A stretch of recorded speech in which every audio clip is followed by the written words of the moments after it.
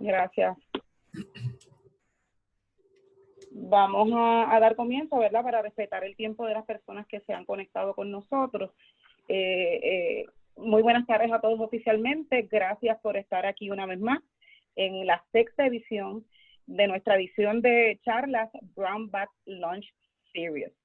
Mi nombre es Elizabeth Vale. Yo soy la directora de comunicaciones del Puerto Rico Public Health Trust, un programa que es parte del Fideicomiso para Ciencia y Tecnología y que tiene como misión lograr combatir la inequidad de salud en las comunidades de Puerto Rico. Hoy estoy bien honrada con la presentación que vamos a hacer hoy, pero antes de comenzar quiero hacerle varias peticiones. Les voy a agradecer que pongan su micrófono en silencio para ayudar a tener una mejor conexión y que las cámaras no sirvan de distracción mientras estamos dando esta conferencia. De igual manera, les recuerdo que habrá una sección de preguntas y respuestas al final de esta exposición, pero pueden hacer uso de chat en todo momento para escribir sus preguntas, sus comentarios, y las mismas pues van a ser contestadas al final de esta presentación. Les recuerdo que esta sección va a estar siendo grabada y va a estar disponible para referencia en nuestro canal de YouTube del Puerto Rico Public Health Trust. Hoy, como parte del Día Nacional de hacerse la prueba del VIH, que se celebra este sábado 27 de junio, estaremos llevando a cabo, como les mencioné, esta conferencia con el título En la era del COVID-19, el VIH sigue allá afuera. Me place presentar a nuestro recurso de hoy. Él es un amigo, un colaborador del Fideicomiso para Salud Pública, y él es el doctor Jorge Bagur, Santana Bagur, quien es profesor de la Facultad de Medicina de la Universidad de Puerto Rico. Actualmente funge como director e investigador principal del Grupo de Ensayos Clínicos sobre el SIDA, que lleva a cabo investigaciones clínicas sobre el VIH en el recinto de Ciencias Médicas de la Universidad de Puerto Rico. El doctor Santana Bagur es diplomado en Medicina Interna y certificado en Medicina del VIH. Sus intereses de investigación incluyen la epidemiología y las enfermedades infecciosas, entre las cuales ha dedicado gran parte de su carrera a la investigación del VIH. Y por eso sabemos que va a ser un excelente recurso, un excelente recurso para brindarle esta información. Sin más preámbulos, lo dejamos con nuestro invitado de hoy, doctor Jorge Santana. El escenario es tuyo. Gracias por aceptar nuestra invitación. Gracias, Elizabeth. Muy buenas tardes a todos. Gracias, doctor Rodrigo Jorengo, por también la invitación. Para mí es un placer estar aquí un ratito con ustedes en esta serie de almuerzo con la loncherita o la bolsita Brown. No tengo ningún almuerzo aquí para compartirlo, pero por lo menos virtualmente les envío un abrazo y un aprecio a todos. Vamos a hablar un poquito de VIH, los últimos avances en estos últimos 2 años, en esta era del COVID. Obviamente, conmemoramos el Día Nacional de hacerse la prueba el sábado mañana, pero yo sé que durante esta pandemia del COVID, pues las cosas han cambiado y pues no podemos hacer aglomeraciones ni actividades masivas, así que lo hemos hecho de una manera más sutil, hemos transformado nuestras vidas como todo el mundo.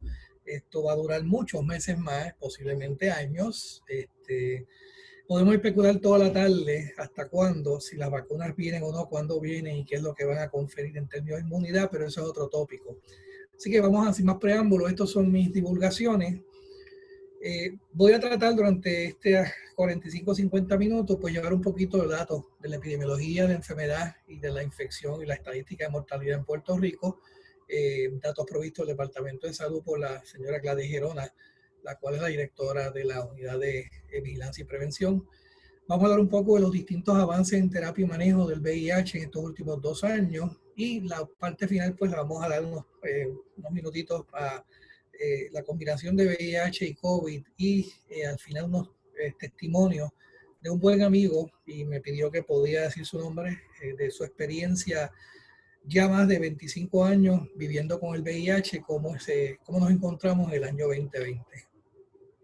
Así que en términos de la epidemiología, y estos son datos del Departamento de Salud bien frescos hasta mayo de este año, vemos cómo acumulativamente del año 80 hasta el año mayo de este año se han acumulado de la pandemia de VIH, y lo hago bien claro porque hubo unos artículos en la prensa que salió de que desde que lo va la pandemia se han acumulado 50.000 casos. No, no, señores, desde el principio de la pandemia de VIH, la gente como que no se olvida o no se acuerda que VIH es otra pandemia que todavía no hemos controlado. Hay millones de personas en el mundo, así que por tanto es una pandemia. Hay 50.000 casos reportados cumulativamente, de los cuales hay cerca de 29.700 personas que han muerto, desafortunadamente, por todas las causas, no tan solo por VIH, otras causas asociadas. Al día de hoy viven residiendo en Puerto Rico personas viviendo con la enfermedad, con el virus, 16.876, y afortunadamente niños entre las edades de 0 a 12 años solamente tenemos 686, porque ya hoy día, pues prácticamente en los últimos 8 o 10 años, como un poco, no nacen niños infectados, y lo que tenemos pues ya son adolescentes y adultos jóvenes entrando. Si ven en la grafiquita, esto obviamente son los números de casos diagnosticados. El pico grande fue para principios de los 90, 92 aproximadamente. Estas son las defunciones y vemos como ambas han ido a través del tiempo bajando hasta el tiempo presente. Sin embargo, las barras en azul son la prevalencia, o sea, cuán presente está la enfermedad, la infección de VIH todavía. Y por eso es que es importante esta prevalencia, tratar de establecer un plató y eventualmente empezar a bajar, porque hasta que no hagamos eso, la enfermedad, la epidemia no se ha controlado. Porque hay el riesgo de que las personas sigan infectando a otras personas. Por eso es tan importante identificarlos temprano, empezarlos en tratamiento, porque como sabemos, si el paciente está suprimido, indetectable es igual a no transmisible. Puerto Rico ha estado siempre entre los primeros 10, 12, hasta 15 lugares de la nación americana. Datos hasta el 2018 pues conllevan que estamos en el lugar número 12 de 15.7 por cada 100.000 habitantes. Estamos en el 10º lugar como las áreas de mayor número de casos en la etapa de SIDA acumulativo. Y estamos en el 7º lugar de la prevalencia de VIH en adultos y adolescentes más de 13 años, con 553 por 100.000 habitantes. Obviamente esto no es para honra nuestra, pero sí nos demuestra que tenemos todavía que hacer mucho en el campo para lograr bajar esto a unos niveles por debajo de lo que debería estar en este momento y lo que ansiamos en un futuro cercano. En términos de los cambios en modo de transmisión desde el 80 hasta el presente, fíjense cómo la epidemia siempre había sido en aquella época, al principio, liderada por pacientes o personas que se inyectaban drogas.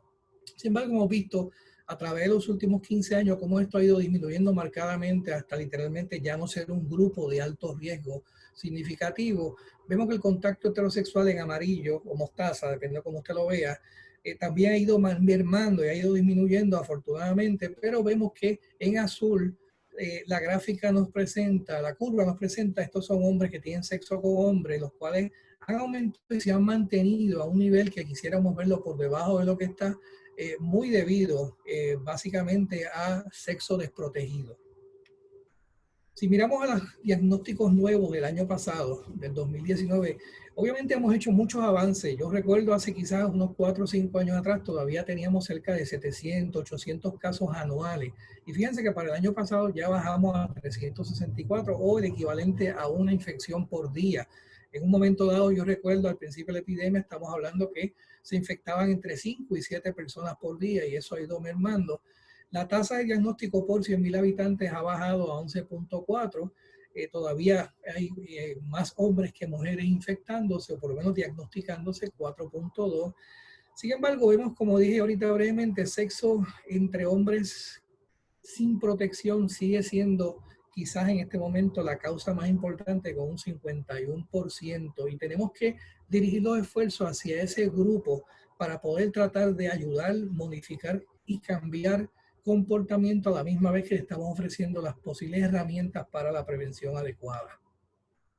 Por regiones metropolitanas y de la isla vemos que todavía, como dijimos, hay cerca de 528 personas por cada 100.000 habitantes viviendo en Puerto Rico, y vemos que entre todas las áreas, Aguadilla y Fajardo son las de menor incidencia y prevalencia, pero las de mayor pues son las áreas grandes, ¿verdad? La área metropolitana, Bayamón, Ponce y Caguas, que representan entre un 12 a casi un 38% de la prevalencia actual.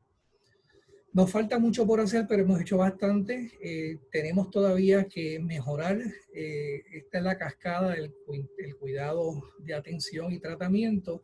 Vemos que todavía hay cerca de un 8% de personas que no conocen su diagnóstico en Puerto Rico. Y esto ha bajado porque antes era cerca de un 20%, después cerca de un 12%. Así que hemos ido lentamente mejorando.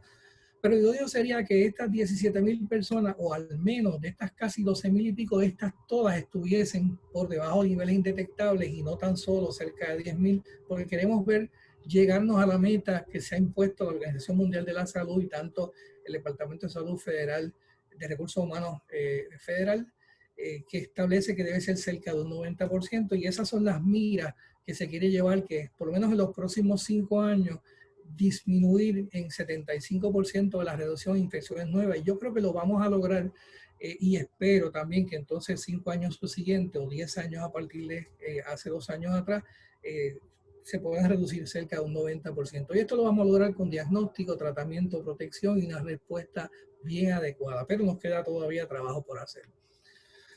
Si hablamos entonces un poco de la terapia, los avances que ha habido de terapia y manejo, vamos a hablar en las próximas diapositivas de las guías de tratamiento del Departamento de Salud Federal, las cuales reflejan por primera vez en 24 años un cambio en el paradigma de tratamiento. Del año 96 nos habíamos acostumbrado a la triple terapia como terapia de combinación apropiada.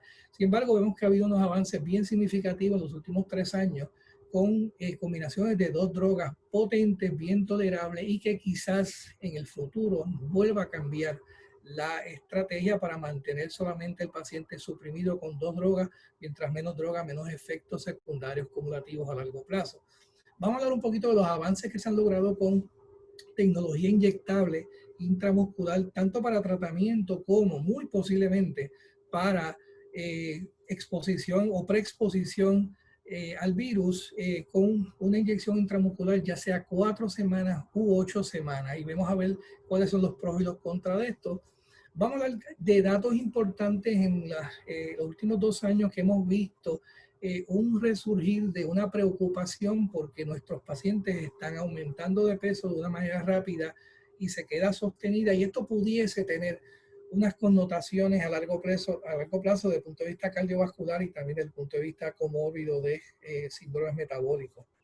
Brevemente al final de prevención y unas recomendaciones bastante recientes de embarazo, donde ahora sí se da lugar al uso de estas nuevas tratamientos, de esta nueva clase con integrasas, que había habido hace 3 años atrás pues unos problemitas y una alerta del desarrollo de la posibilidad de desarrollo de desorden del tubo neural en el desarrollo embriológico. Si miramos a las guías que son de diciembre del año pasado, y iba a haber una modificación, no, una revisión para mayo, junio de este año, pero ustedes saben que con la epidemia de COVID pues todo ha cambiado y todo se ha trastocado. Pero vemos por primera vez los cambios que se han integrado en la terapia antirretroviral, reflejando la efectividad y la tolerabilidad de estos regímenes luego de más de 3 décadas ya prácticamente de tratamiento. Y vemos que la primera línea recomendada de tratamiento para la mayoría de los pacientes con VIH pues conllevan y contemplan el uso de alguna integrasa con la combinación de 2 nucleósidos.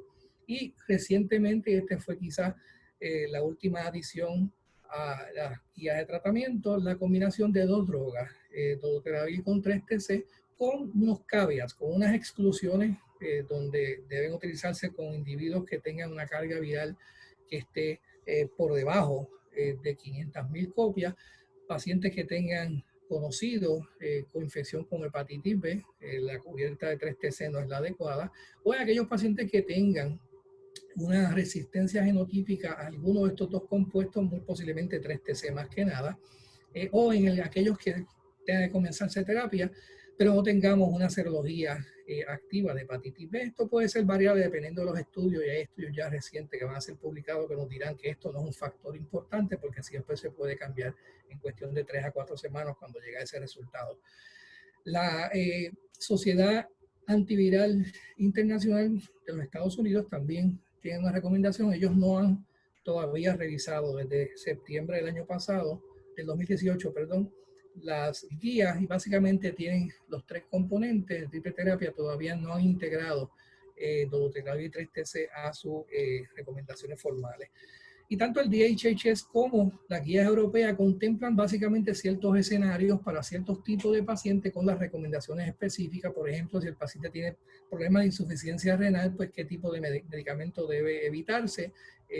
Obviamente el tenofovir difumarato no está indicado, se puede usar entonces la prodroga de alafenamida hasta una depuración de creatinina que disminuya por debajo de 30 mililitros por minuto. Se pueden usar opciones de combinación de dolutegravir 3-TC y abacavir se puede usar, pero recuerden siempre que hay que descartar el genotipo de histocompatibilidad HLA-B5701 que sea negativo para evitar posibles reacciones inmunológicas severas. Pacientes con enfermedad de cirrosis hepática, hay ciertas contraindicaciones con medicamentos como el abacavir y hay muy poca data en pacientes con enfermedad avanzada hepática para el uso de ciertas combinaciones de triple terapia con bictegravir y dolutegravir, y el TAF también no tenemos data para pacientes con enfermedad de moderada a severa hepática. Pacientes con osteoporosis, pues debemos tratar de evitar las preparaciones de tenofovir, aunque el TAF a la fenamida, la prodroga, se ha asociado con una disminución en cambio en la densidad ósea mineral y en los problemas renales, así que es posible que sea una opción de utilización constante. Se puede usar además el abacavir, pero recordando siempre la prueba de HLA. Y el dolutegravir 3-TC puede ser una opción con las exclusiones que habíamos mencionado anteriormente. Para pacientes con hiperlipidemia, pues sabemos que el tenofovir difumarato quizás era el agente de elección porque nos permitía a nosotros utilizar uno de los efectos secundarios beneficiosos, era que bajaba los niveles de los lípidos. Sin embargo, vemos que TAF, aunque no tiene esa propiedad, no altera los problemas de colesterol y triglicéridos y el ratio entre una y otra se mantiene igual. Pero es una consideración de cuando tengamos un paciente con síndrome metabólico, hiperlipidemia y triglicéridos, pues debemos alejarnos obviamente de otros medicamentos y en ese caso, si no hay contraindicaciones, pues usar tenofovir para tener un mejor control de esos lípidos. En mujeres que tienen el potencial de quedar embarazadas, también se recomienda que dolutegravir es una alternativa en vez de una opción preferida, pero esto puede ser que cambie con los próximos 6 meses o un año y se convierta también en una opción preferida. El cambio que vimos de 3 drogas a la inclusión de la combinación de 2 drogas como agente de primera línea se basa básicamente en estos 2 estudios, el estudio Gemini 1 y 2, que fueron hechos tanto en Europa como en los Estados Unidos, y el cual era un estudio grande de más de 1.400 pacientes que comparó la coformulación de 2 drogas, dolutegravir 3-TC versus triple terapia. Eran pacientes que eran virgen a tratamiento, que tenían carga viral, por lo menos de 1.000 a 500.000, aunque después en el análisis vimos que había algunos pacientes con más de 500.000, que no tuviesen mutaciones ni a inhibidores de proteasa o a transcriptasa, que no tuviesen hepatitis B, y vemos que la respuesta tanto a 48 semanas como a 96 semanas, o sea, dándonos durabilidad, fue muy similar. En otras palabras, no fue inferior a el gold standard de triple terapia, y esto, en adición a buena tolerabilidad, pocos efectos adversos y en adición, para muchos la sorpresa, para otros no, de que no había issues de resistencia con la mutación M184V, que es la que le confiere resistencia a la milbudina y a la FTC, no aparecía en pacientes vírgenes a tratamiento que estaban suprimidos. Así que eso llevó a conferirle el estatus de aprobación de la Food and Drug Administration. Vamos a hablar un poquito ahora de las preparaciones a largo plazo de inyectables con cabotegravir y ripivirina. Cabotegravir es una inhibidor de la integrasa muy similar a dolutegravir en términos de su coformulación química, pero con una media vida mucho más prolongada. Y esto se conoce como Cabenuva. Fue recientemente aprobada en Canadá, creo que ahora marzo o abril de este año. El FDA en diciembre rechazó la aprobación a la compañía que la fabrica, no por problemas de seguridad y eficacia, sino por problemas de manufactura, porque en muchos pacientes hay que usar una fase de lead-in, de entrar al tratamiento oral y entonces se transiciona a inyectable cada 4 semanas. Estos son los dos estudios que le confirieron la aprobación en Canadá y se está esperando, entiendo que ahora en abril o mayo, la compañía fabricante de los compuestos, creo que es Janssen y ViiV, ambos sometieron la aprobación nuevamente al FDA y tendrán 6 meses para revisar la data. Pero ya por lo menos sabemos que Canadá lo aprobó, están satisfechos con la manera que funciona.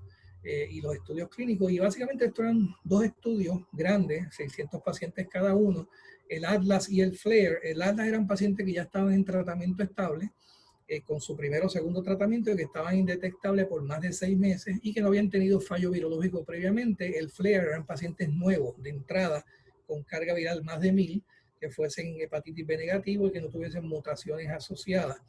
Estos pacientes, en esencia, en el Atlas, a las 4 semanas, luego de la presentación oral, porque también la presentación puede ser inyectable como oral, se pasa y se transiciona a la fase inyectable una vez al mes, o se continuaba en la rama comparativa con la terapia antirretroviral, y a las 48 semanas se miró en términos de eficacia y seguridad. Y el FLAIR básicamente eran pacientes que estaban entrando a tratamiento con estándar de 3 drogas y transicionaban posteriormente a la coformulación oral, o seguían en su tratamiento basal, y estos que habían transicionado a la semana entonces caían en la fase inyectable y se seguían por 96 semanas. Cuando miramos a la eficacia a las 48 semanas, y hay una diapositiva que no la tengo que ya demuestra datos de 96 semanas, pero 48 semanas vemos que entre ambos grupos no hay diferencia en términos de, no es inferior la respuesta, 93 y 94% de éxito virológico, o sea, suprimir el virus por debajo de 50 copias. Prácticamente no hay ningún tipo de respuesta virológica, y muy pocos pacientes con datos no suficientes virológicos. Cuando miramos a la distribución en base a el outcome, el endpoint primario y secundario, vemos que no hay diferencia entre uno y otro. Vemos que el término absoluto cae dentro de la distribución de el intervalo de confidencialidad esperada, así que esto le confiere no inferioridad. Y como vamos a ver más adelante, la terapia inyectable es bastante bien tolerada, para sorpresa de muchos y para sorpresa de otros no. Aquí vemos el análisis de eficacia en base a distintos subgrupos: sexo, raza, la cantidad de masa corporal, edad, el CD4 de base y las distintas terapias con que entraron a los estudios. Y si miramos la distribución rapidita, esto es lo que se llama un forest plot. Todo lo que sea a la izquierda favorecería la terapia oral, todo lo que sea a la derecha favorecería a la terapia inyectable. Vemos que cada uno de los circuitos caen dentro del intervalo de confidencialidad. En otras palabras, es prácticamente similar y no favorece ninguno de los dos regímenes. En otras palabras, es no inferior ninguna de las dos preparaciones.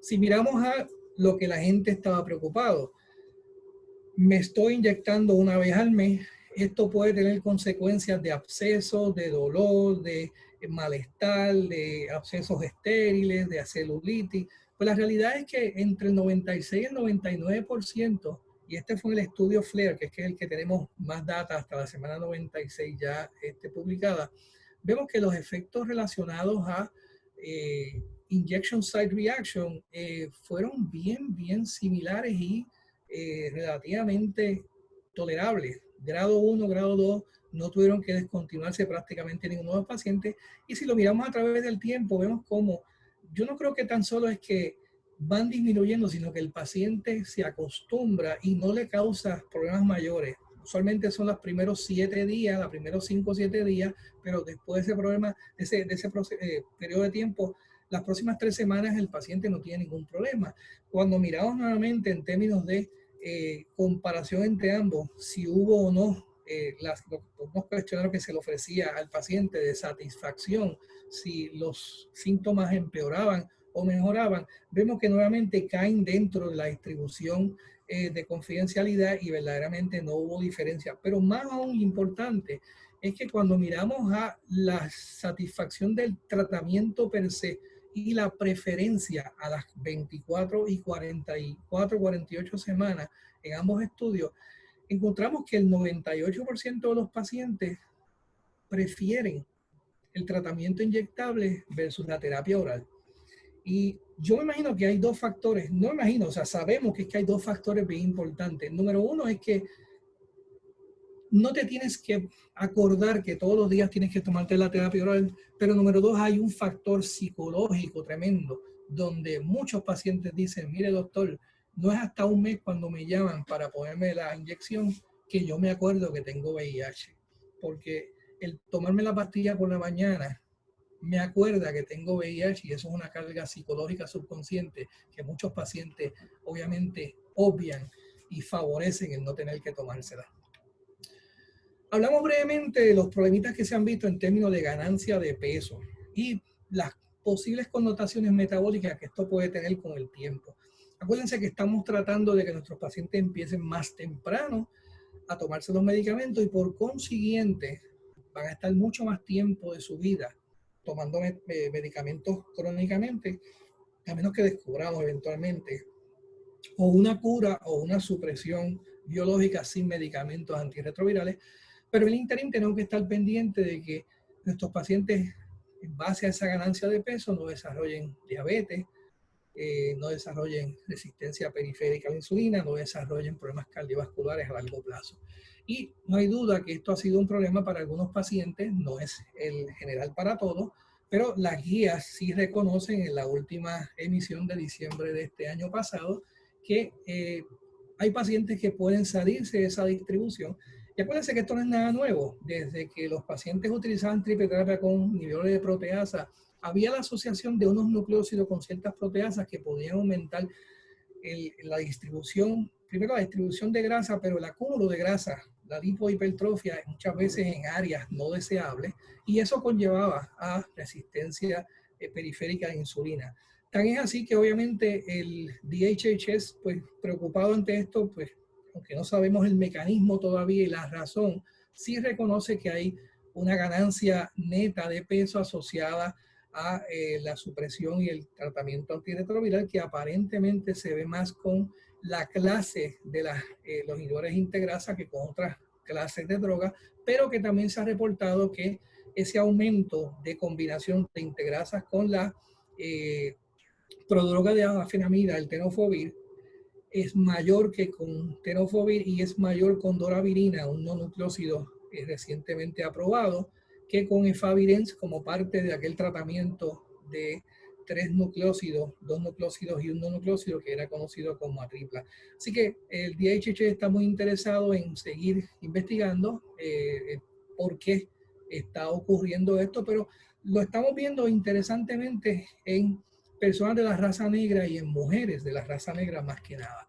Este es el North American Accord. Este es un estudio longitudinal de seguimiento de pacientes VIH, el North American AIDS Collaboration Cohort on Research Data, me parece que es que siguen miles de pacientes. Y aquí ellos miraron a 24,000 pacientes que empezaron terapia antirretroviral entre el 2007 y 2016 y miraron por clase cómo el peso en kilogramos podía cambiar a través del tiempo. Y fíjense que desde el momento que empiezan en los próximos 5 años, aquellos que están en medicamentos con no nucleócidos tenían una posibilidad predictiva de aumentar cerca de 4 kilogramos de peso. Estos son cerca de unas 8 libras y algo. Aquellos que estaban inhibidores de proteasa en azul, 5 kilogramos, unas 10 libras. Y aquellos que estaban usando inhibidor de integrasa hasta 12, 13 libras. Pero obviamente esos son los espectros. Hay personas que pueden mantenerse 4 o 5 libras y uno dice, bueno, pero 4 o 5 libras no es nada, ¿verdad? O 8 libras no es nada, es cuestión de hacer un poquito de ejercicio y, ¿verdad? Y aguantar el pico. Pero hay personas que se han visto, especialmente mujeres obesas, que han aumentado 25 y 30 libras y ya ahí es una adición significativa. North American Accord también miró por clase de las integrasas como tal, cómo era el aumento de grasa predictivo que estaban viendo. Y entonces vemos que a través del tiempo, por lo menos hasta los primeros 2 años, y luego ocurre un plató porque es imposible que la persona siga cogiendo, explotaría, ¿verdad? cantidad de grasa, así que parece que se estabiliza después de 2 a 3 años, pero se ve que con dolutegravir se puede aumentar hasta 6 kilogramos, con raltegravir cerca de unos 5 kilogramos, con inhibidores de proteasa cerca de 3.8 y con elvitegravir también relativamente bajo. Fíjense que no está victegravir porque es una adición bastante nueva, pero los poquitos datos que hay de victegravir la posicionan cerca de raltegravir, no tan alta como dolutegravir. Como mencioné ahorita, hay estudios que han demostrado que sí hay una diferencia por raza y sexo. Esto es un estudio hecho en Sudáfrica, el Advance, que trataba de mirar las combinaciones de dolutegravir con tenofovir alafenamida o tenofovir difumarato versus la terapia convencional de Favirenz con tripla.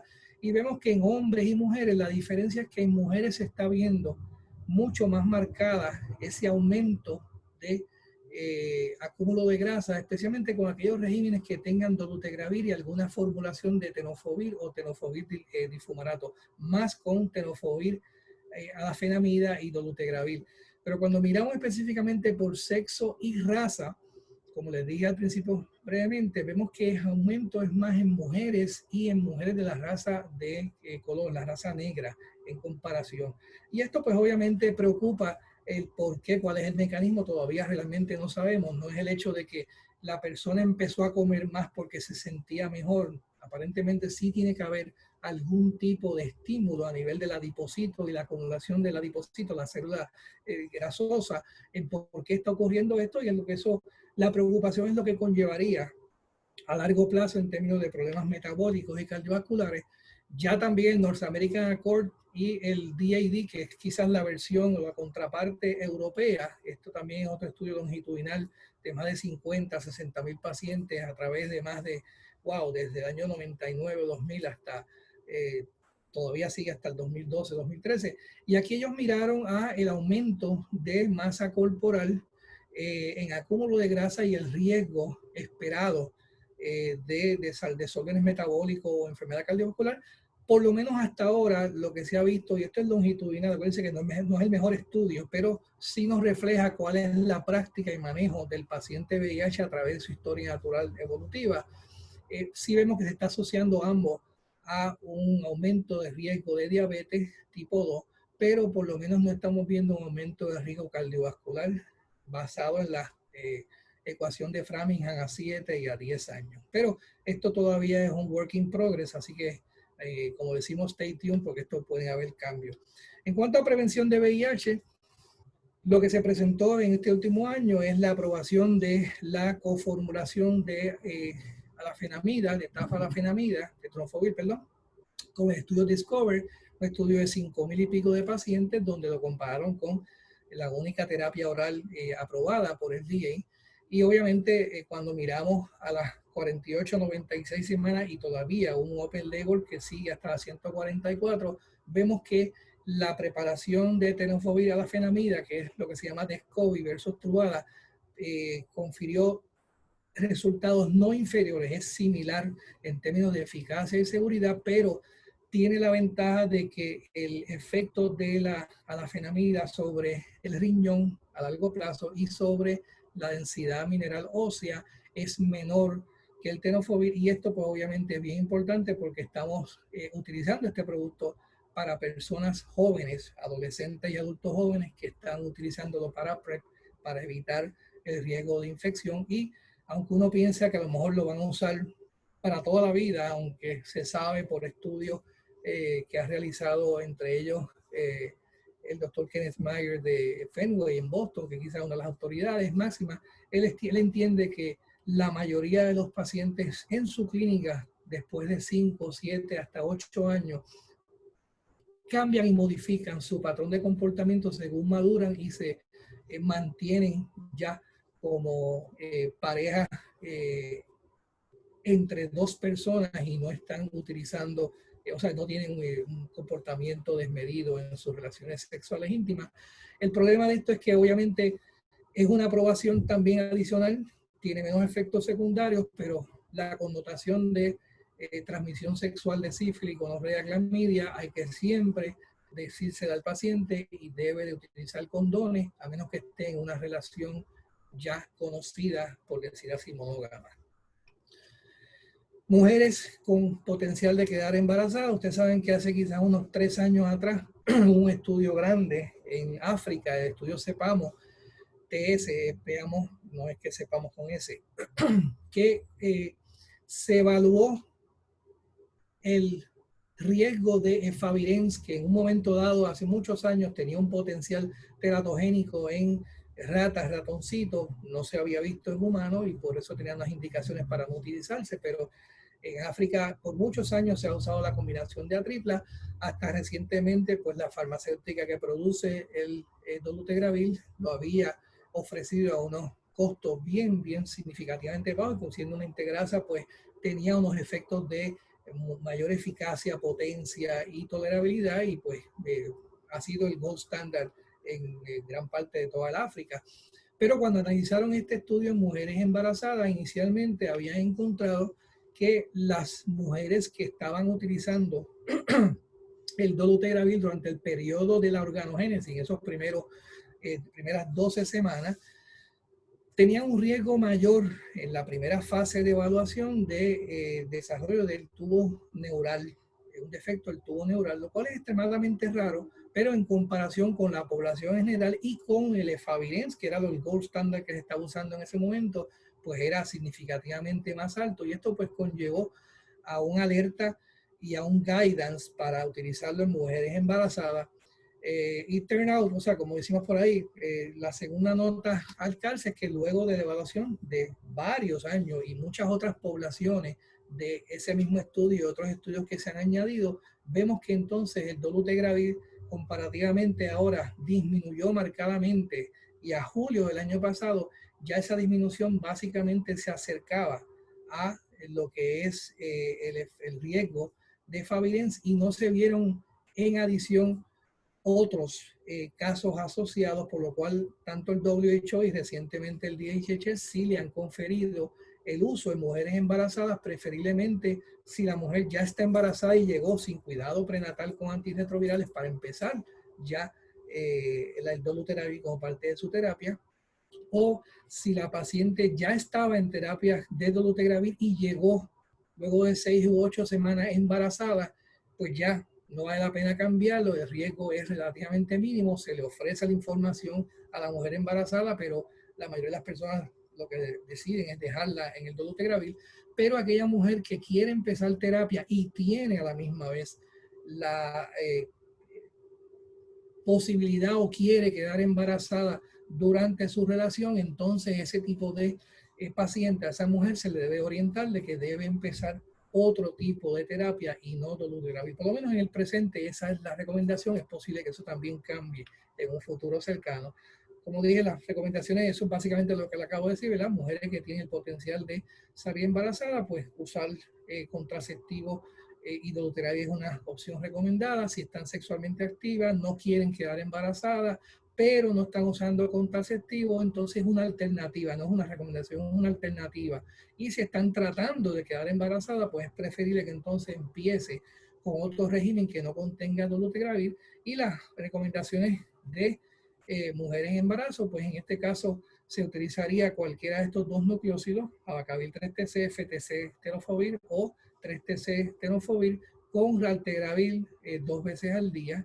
Y dolutegravir sí, es preferible, como dije, si la mujer llega ya embarazada y está sin cuidado prenatal y no ha tenido tratamiento, pero una alternativa si ella quiere quedar embarazada. Las otras dos opciones pues serían atazanavir booster o darunavir con ritonavir booster. Raltegravir lleva muchos años y por eso es que diríamos que el tratamiento de elección junto con dos nucleósidos, porque tenemos ya datos de distintos del manufacturero, también a través de FDA, de cientos de mujeres embarazadas y realmente ha sido extremadamente segura, no ha habido problemas de desorden de tubo neural, no ha habido problemas de bajo peso, etcétera. Así que ese quizá es el tratamiento de elección tanto en los Estados Unidos como en Reino Unido, como también en Francia. COVID y VIH, estos últimos 5 o 10 minutitos. En marzo de este año, en medio de la pandemia, pues el DHHS, ante la preocupación de muchos pacientes VIH y de sus proveedores, si nuestros pacientes estaban en un riesgo mayor que la población en general de desarrollar COVID, de infectarse y de desarrollar complicaciones peores que el resto de la población, pues estableció un guidance que hasta que tengamos más información y tengamos mucha más, obviamente, información documentada, pues precaución adicional debe tomarse con todos los pacientes VIH, especialmente aquellos que están en estados avanzados o que no están suprimidos. Sin embargo, que hemos visto a través de estos últimos 3 meses de distintas fuentes, ¿verdad? Y hay que tomarlo con un poquito de unas pincitas, ¿verdad? Porque acuérdense que en medio de la pandemia, pues todo el mundo está publicando, no por llevarse el crédito, sino por dar luz de cómo se están manejando las cosas ante un virus que no tenemos tratamiento, no tenemos un tratamiento, no tenemos una cura como tal, y que está afectando a tantos millones de personas en el mundo. Pero por lo menos hasta junio 5, o sea, hace unas 2 semanas atrás, se habían reportado en 23 case reports o series cerca de 250 pacientes viviendo con VIH co-infectados. Y por lo menos en base a esa información que se revisó, aparentemente hasta el día de hoy no hay una evidencia de que los pacientes viviendo con VIH tengan un riesgo mayor de infección. Y la data que tenemos hasta el presente sugiere que los pacientes con VIH no están inherentemente más a riesgo de infección ni tampoco de muerte que la población en general. Son los datos que tenemos hasta ahora. No quiere decir que no se infecten, sí, tenemos casos que se han infectado, pero todavía se hace la salvedad que aquellos pacientes que tengan virus circulante, que no han sido suprimidos y que tengan las defensas bien bajas, que tengan una mayor precaución para evitar problemas en caso de que se infecten. Y que durante esta pandemia, pues obviamente mucho contacto con su proveedor, tener medicamentos por más de 60 a 90 días, evitar cambios de terapia si no son absolutamente necesarios y utilizar mucha telemedicina, porque yo creo que el futuro de la medicina en todos los ámbitos va a conllevar de ahora en adelante mucha telemedicina de ahora para siempre. No creo que por los próximos 2 años ni 3. Creo que telemedicina ahora cuajó para quedarse y seguir hacia adelante. ¿Qué hemos visto? Pues en China, después de la epidemia grande en Wuhan, yo tuve la oportunidad personalmente de conseguir este dato. Yo escribí directamente días después de el opening ceremony de Retrovirus, que fue en marzo 3, si mal no recuerdo, que fue todo virtual. Dieron una presentación opening que fue el CDC de Estados Unidos y el CDC de China. Ambas presentaciones fueron excelentes, muy bonitas, pero ninguna de las dos tocó en pacientes inmunosuprimidos y VIH. Y como no habían preguntas porque era virtual, yo cogí el email de este señor, no me acuerdo el nombre, Guangzhou o Wusu, qué sé yo, y le envié un email diciendo de quién yo era y el interés que tenía y ver si tenía data de pacientes coinfectados. A los 5 días no me contestó y volví, le envié otro email y sí, para mi sorpresa me contestó y me dijo que estaban todavía en medio de análisis, pero lo que tenía hasta ese momento era que de 1.3 millones de pacientes VIH en esa área de Wuhan y 2 o 3 distritos adicionales, solamente habían visto 56 coinfecciones y una sola muerte. Y obviamente pues eso me satisfizo muchísimo. Digo, bueno, pues caramba, algo parece que o nos está protegiendo o se están cuidando muy bien. Esa data todavía, eso fue como dije hasta marzo 17, no hemos tenido datos más recientes, pero sabemos en Italia, en España, en Alemania ha habido tanto coinfecciones, pero también ha habido muertes, pocas, pero han habido. Pero si miramos la magnitud, o sea, 47 coinfecciones en Italia, España 51, Alemania 33, de los posibles cientos de miles de personas en esos 3 países, pues nos está diciendo que obviamente algo bien están haciendo los pacientes o hay algo en su sistema inmune o en la terapia que los está protegiendo. No sabemos todavía. Estados Unidos no tenemos datos todavía, pero por lo menos la ciudad de Nueva York sí hubo un reporte de 31 pacientes coinfectados. Nuevamente, creo que 2 de ellos nada más fallecieron con complicaciones comórbidas. Puerto Rico, que yo tenga conocimiento de esta diapositiva, yo la alteré hace como 5 o 6 días atrás y ayer precisamente, ahora hay 2 pacientes. Me enteré de otro paciente que mórbido obeso, hasta aquel momento era solamente un paciente que era una mujer femenina diagnosticada en el 2014 en Michigan, pero regresó en abril a Puerto Rico, se quedó sin medicamentos, no pudo hacer la conexión de su plan médico o lo que tenía ya con, no sé si Reforma o algún plan médico local, y llegó con dificultad respiratoria, una placa feíta, se hospitalizó en un hospital de la área oeste. En junio 11 tenía 7 millones de copias, así que aparentemente tuvo una reactivación porque ya presumimos que estaba en terapia y estaba controlada. CD4 bien bajito, así que parece que fue casi un reinfection syndrome, ¿verdad? Una acute seroconversion. Hipoxemia, infiltrados bilaterales por tomografía computadorizada y rapid test positivo, pero interesante, creo que fue 2 o 3 días después se le repitió otro y estuvo negativo. La paciente, she did very well y se fue de alta. Este otro pacientito es un paciente de 42 años, creo, mórbido, obeso, llegó de, creo que Filadelfia, estaba en terapia, es de aquí, pero ha ido a Filadelfia, volvió y está bastante malito en este momento. No tengo detalles de ese pacientito. ¿Qué le decimos a nuestros pacientes en este momento de la epidemia? Yo creo que básicamente lo hemos hablado. Descansar, hacer su leve ejercicio, buena nutrición, seguir sus medicamentos, comunicarse con su médico. Yo creo que es muy importante tanto para pacientes VIH como para cualquier persona, el estrés que uno tiene y la ansiedad por todo lo que uno escucha en las noticias constantemente del COVID. Llega el momento que uno se satura y yo creo que tenemos que echarnos para atrás, hacer algún tipo de meditación, llamar a nuestros amigos. Hay distintas plataformas tecnológicas que podemos hablar con ellos, relajar con ellos, cantar, brincar, vernos las caras, pero no podemos ir a abrazarlo y el cuerpo, el ser humano tiende a ser gregario, pegarse, estar tocándose mucho, especialmente el latino, ¿verdad? Necesita ese contacto. Así que lo importante es que nos mantengamos lo más guardado posible en ese distanciamiento, en ese confinamiento, podemos decir, ¿verdad? No se descontinúe terapias antirretrovirales, no hay necesidad de cambiar a la gente a inhibidores de proteasa porque hubo algunos datos en la China y en Tailandia y en Hong Kong que estaban tratando con Tamiflu y con Caletra. No, mire, lo que usted está bien que es en eso porque no tenemos data.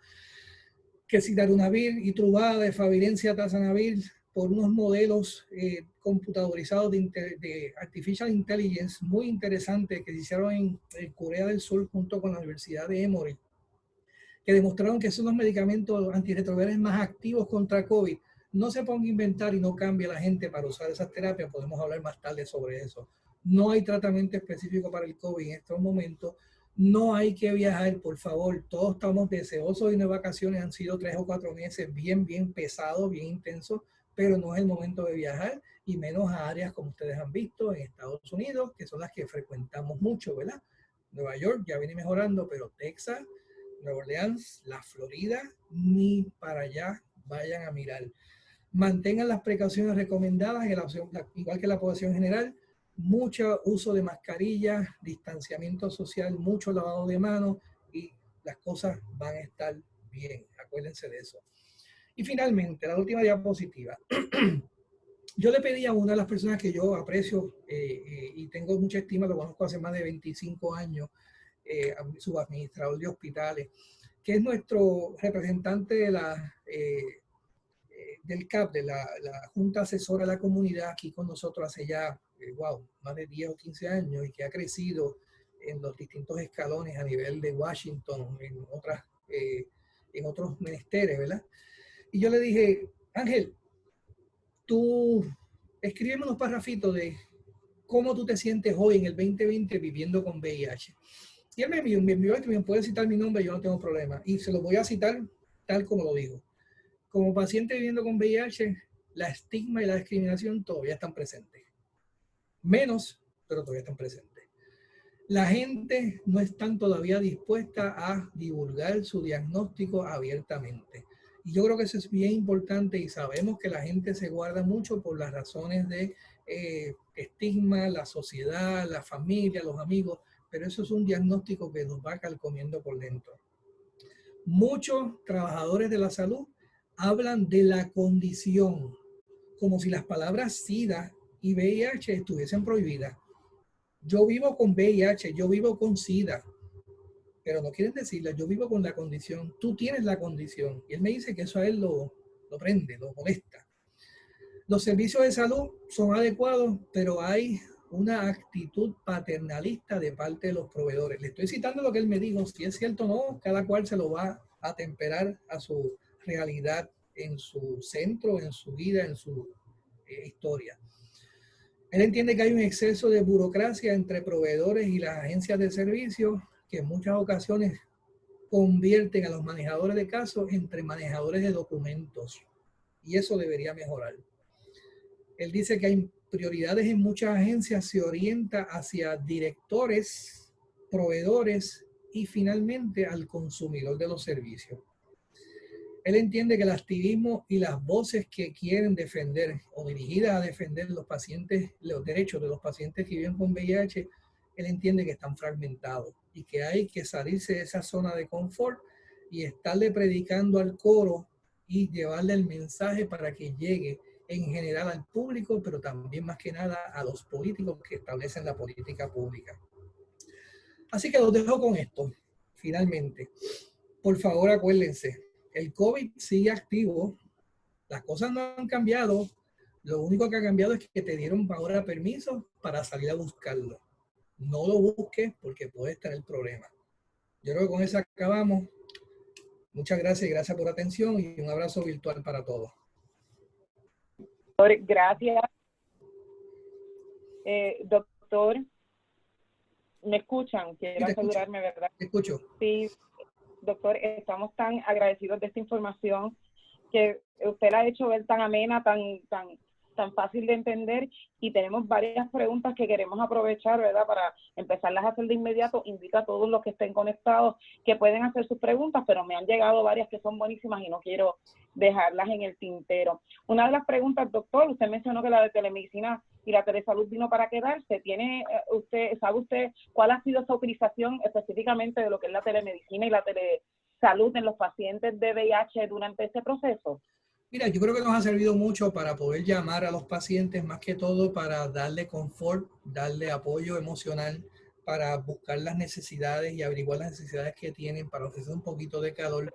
Nosotros, por lo menos en la clínica, y sé que todos los centros, nosotros somos una clínica de investigación, pero los centros de servicio primario, yo estoy consciente y estoy claro de que han mantenido viendo a sus pacientes, le han dado medicamentos, todo con cita. O sea, yo creo que en términos generales, tanto para VIH como para el resto de la medicina, no hay duda que la telemedicina en este momento ha sido muy útil y yo creo que se quedó para estar en muchas disciplinas. Claro, tengo que pensar que hay muchas situaciones, hay muchos cuadros, hay muchas especialidades. Por ejemplo, un cardiólogo, un neumólogo no puede depender de telemedicina absolutamente porque tiene pacientes que son bien severamente enfermos y que tienen que poner un estetoscopio en el pecho o en la espalda. Pero muchas situaciones que tienen que ver con problemas sociomédicos, con las recetas, con tuve esto, me salió esta cosita en el dedo y te lo retrata y te lo envía. Yo creo que nos ayuda mucho, más que todo, a canalizar el servicio apropiado que necesita ese paciente, pero más que todo yo creo que es un apoyo emocional grandísimo, que como sabemos en Puerto Rico hay una carencia de salud mental grandísima y un ser humano en estas condiciones que estamos encerrados, el oír una voz, el ver una persona en un teléfono, en un WhatsApp, en un FaceTime o en una plataforma, eso da un confort significativo. Tengo otra pregunta aquí que la hace el doctor José Rodríguez Orengo, que me ha facilitado preguntas idóneas para presentárselas, doctor. Dice él, ¿cuán accesibles están los medicamentos de PrEP para los jóvenes en Puerto Rico y cómo se pueden conseguir en comunidades fuera del área metropolitana? Pues mira, yo entiendo que hay varias de las organizaciones de base comunitaria, tanto en el área metro como en el área sur, que tienen estos medicamentos disponibles. Hay planes médicos para aquellos que tienen Advantage que también las cubren. Hay todavía una necesidad a nivel de las clínicas del Departamento de Salud en muchos centros fuera de aquí del área metropolitana, pero tienen unos referidos para estas otras organizaciones de base comunitaria que cuando identifican el paciente o el paciente llega buscando estos servicios, los pueden canalizar y está funcional. Yo creo que se puede mejorar muchísimo más. Hasta antes de la pandemia, a fines del año pasado, la compañía Gilead, que es la que tiene estos dos productos, estaba tratando de establecer y mejorar unas guías de acceso. Inclusive ellos iban a donaron muchos de estos medicamentos, pero no tenemos todavía, en realidad no sabemos qué ha pasado de marzo para acá porque las cosas han cambiado dramáticamente. Así que es algo que hay que retomar nuevamente porque la oferta estaba, la cantidad de medicamentos que se iba a donar se hizo.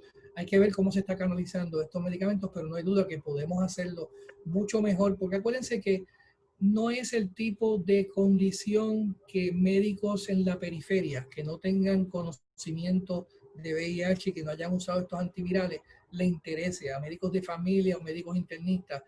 Si el paciente llega, y acuérdense que también lo tenemos hoy día, y hay muchos pacientes que son transgéneros en Puerto Rico, están Definitivo. usando hormonas que necesitan personas con conocimiento, que necesitan personas que puedan manejar su condición de transgénero con los medicamentos y las hormonas. O sea, que muchos médicos en la periferia que no tienen el conocimiento de VIH no les interesa hacer. Así que sí, hace mucha falta todavía, existe, pero puede mejorarse.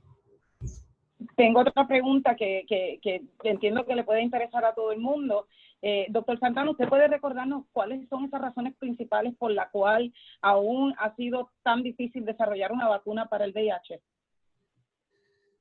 Mira, me has hecho la pregunta de los 64,000 chavitos o dólares o como quieras llamarlo. Yo llevo ya 33, 34 años desde que me gradué de infecciosa y medicina interna, que le hice en Estados Unidos. Interesantemente, estuve en un centro entrené en un centro donde el doctor Bob Gallo era oriundo en Connecticut. Y todos mis attending, cuando salieron en el revolú del doctor Gallo y los franceses, todos me dijeron, ese tipo es un safio, ese tipo, o sea, no hablaban muy bien de él. Y fue interesantísimo porque me empecé a criar en ese ambiente. Pero no hay duda de que año tras año, al principio era en 5 años vamos a tener una vacuna, en 5 años, después fue en 10 años. Todavía se sigue haciendo mucho estudio. El virus tiene mucha mutación inherente. El virus no es como el virus de COVID, que gracias a Dios hasta ahora no ha mutado tanto y que la vacuna sí va a ser definitivamente una realidad. Cuando no va a ser a fin de año, no creo que vaya a ser ni siquiera febrero o marzo, yo creo que va a ser para verano, pero va a tardar en lo que se produce en cantidades exorbitante y va a tener que ser más de una compañía. Pero volviendo a la pregunta, el virus de VIH tiene demasiado de mucha mutación intrínseca y para tratar de desarrollar vacunas que tengan los anticuerpos neutralizantes específicos, ya sea contra el core o sea contra la superficie, va a ser mucho y ha sido bien, bien difícil. Pero yo siempre digo a los pacientes que llevo muchos años con ellos, es un día menos para la cura, es un día menos para la vacuna. Es lo más que puedo decirle. Una de las cosas que me llama la atención, doctor, y esta es una experiencia personal, yo recuerdo que cuando, ¿verdad? Para los 80, tengo un primo que lamentablemente falleció de SIDA y en ese momento, pues, falleció y hoy en día quizás hubiera vivido. ¿Qué pasó en esos primeros momentos? Él tenía caposis, tenía cáncer, obviamente fue una muerte rápida. La gente puede vivir hoy en día con VIH. Oh, sí, la estamos viendo a diario. Yo te voy a hacer miles de anécdotas de eso mismo que acabas de decir. Cuando yo dirigía la parte hospitalizado con el antiguo Instituto CIDE al Hospital Municipal, aquellas 20 camas estaban llenas. Yo me encariñé con muchos pacientes, especialmente mujeres, que eran pues la población vulnerable en aquella época. Amigos, yo tuve amigos que fallecieron, amigos que jugaron béisbol de pequeñas ligas conmigo y se murieron literalmente porque no había que tratarlo.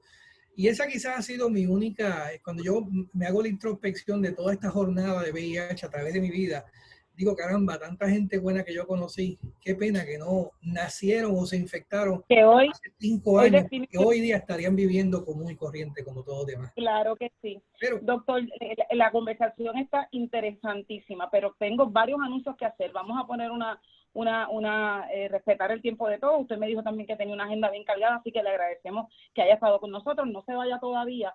Lo que sí quiero es que todos los participantes nos ayuden a llenar una encuesta que Brian va a poner en breve, mientras yo le hago varios anuncios a la audiencia.